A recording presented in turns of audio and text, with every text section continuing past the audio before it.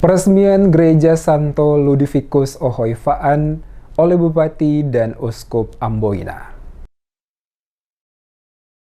Bupati Maluku Tenggara Muhammad Taher Hanubun dan Uskup Diosis Amboina Monsinyur Seno Ngutra Proyo meresmikan dan menabiskan Gereja Santo Ludovicus Ohoy Faan, Kecamatan Kei Kecil, Kabupaten Maluku Tenggara pada Senin 17 Juli 2023. Peresmian ini ditandai dengan penandatanganan prasasti oleh Bupati Maluku Tenggara Muhammad Taher Hanubun dan Uskup Diosis Amboina Monsinyur Seno Ngutra Proyo. Setelah itu, penekanan tombol sirene oleh Bupati Muhammad Taher Hanubun didampingi Uskup Seno Ngutra dan Ketua DPRD Maluku Tenggara Minduhri Kudubun, disaksikan Wakil Uskup Wilayah Kei Kecil Pastor Eko Renyaan Proyo, Ketua Panitia Bernardus Retop Raja Faan Patris Renwarin, dan Kepala Ohoy Faan, diiringi dengan bunyi lonceng gereja dan pelepasan balon gas. Setelah itu, Ketua PKK Maluku Tenggara Eva Hanubun menggunting pita dan Uskup Seno Ngutra membuka pintu gereja. Selanjutnya, Bupati Maluku Tenggara, Uskup Seno Ngutra, dan para muspida melakukan penanaman pohon di halaman gereja. Bupati Maluku Tenggara Muhammad Taher Hanubun kepada DMS Media Group mengatakan dirinya memberi apresiasi dan terima kasih kepada umat Ohoy Desa Faan yang telah memberikan izin kepada dirinya untuk turut membangun Gereja Ludovicus Faan dalam bentuk memberikan bantuan dana hibah untuk proses penyelesaian pembangunan Gereja Ludovicus Faan. Bupati Muhammad Taher Hanubun meminta kepada umat Ohoy Faan untuk meningkatkan iman dengan rajin ke gereja serta hidup penuh persadaran sejati dengan falsafah orang Kei, Ain ni Ain. Bupati Hanubun juga berjanji pihaknya akan merenovasi juga pastori Gereja Faan yang saat ini tidak layak lagi karena termakan usia, serta juga rumah pastori dengan rumah imam masjid di Maluku Tenggara. Yang saya mau sampaikan adalah saya menyampaikan terima kasih kepada masyarakat umat di Faan yang juga melibatkan ke saya khususnya dalam kegiatan peresmian gereja ini. Sekali lagi saya menyampaikan terima kasih karena mereka menerima saya untuk ikut bersama-sama menyelesaikan pembangunan ini. Walaupun pembangunan sudah berdiri, tetapi masih ada hal-hal yang belum selesai. Dan saya sekali lagi terima kasih karena saya dilibatkan untuk itu. Dan atas nama pemerintah daerah menyampaikan terima kasih. Kira-kira pesan toleransi apa yang ingin disampaikan? Pesannya adalah dengan pembangunan gereja ini selesai, ya paling tidak bahwa umat itu ibadahnya semakin ditingkatkan. Yang kedua adalah kita bersama-sama sebagai adat dan budaya Kei.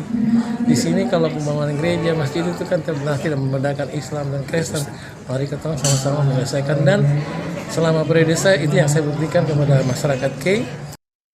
Setelah peresmian dilanjutkan dengan pentabisan atau dedikasi Gereja Ohoy Desa Faan yang saat ini dipimpin oleh Uskup Amboina Monsinyur Seno Ngutra Proyo. Pantauan tim DMS Media Group dalam misa kudus pentabisan atau dedikasi ini dibagi dalam dua bagian, yaitu liturgi sabda dan liturgi ekaristi. Dalam liturgi sabda, Uskup Seno Ngutra melakukan pemberkatan mimbar sabda, penyerahan kitab suci dari umat kepada uskup, litani para kudus oleh umat, peletakan relikui yang diterima uskup dari umat, dilanjutkan dengan doa pentabisan atau dedikasi. Setelah itu, Uskup Seno Ngutra melakukan pengurapan altar dan dinding gereja, serta pendupaan altar dan gedung gereja Faan, dilanjutkan dengan penyalaan lilin dan lampu gereja. Sedangkan liturgi sabda dilakukan persembahan doa dan syukur agung yang ketiga. Komuni dan Uskup Seno Ngutra melakukan pemberkatan tabernakel, tempat sakramen Maha Kudus, serta doa penutup dan pemberkatan oleh Uskup Seno Ngutra dan para imam. Uskup Seno Ngutra Proyo kepada DMS Media Group mengatakan ucapan terima kasih dan puji kepada Tuhan Yang Maha Esa, karena walaupun cukup lama membangun Gereja Santo Ludovicus Faan, umat Katolik Faan dapat meresmikan dan menabiskan gerejanya. Untuk itu, Uskup Seno Ngutra meminta agar umat Katolik Faan rajin ke gereja, tingkatkan iman dan takut kepada Tuhan untuk bisa merubah perilaku umat Faan itu sendiri, sehingga dalam kehidupan sehari-hari, umat Faan selalu hidup rukun dan damai. Pertama, tentunya gedung gereja selalu ungkapan iman umat. Itu adalah bagaimana mereka mengekspresikan iman mereka dalam bentuk pengorbanan, kerja keras, dan juga cinta yang mereka buat sehingga gedung gereja ini ada. Kedua, gedung gereja selalu menjadi tempat kehadiran Tuhan. Karena itu apapun yang dilakukan gereja ini hendaknya menyadarkan umat atau umat merasakan bahwa Tuhan benar-benar hadir. Dan ketika Tuhan hadir itu harus betul-betul mengubah akhlak atau tabiat karakter manusia itu. Jadi setiap orang yang datang ke gereja ini ketika kembali ke rumah, tempat kerja dan lain sebagainya harus menjadi pembawa damai, harus menawarkan senyum, kegembiraan kepada masyarakat atau umat yang mereka layani.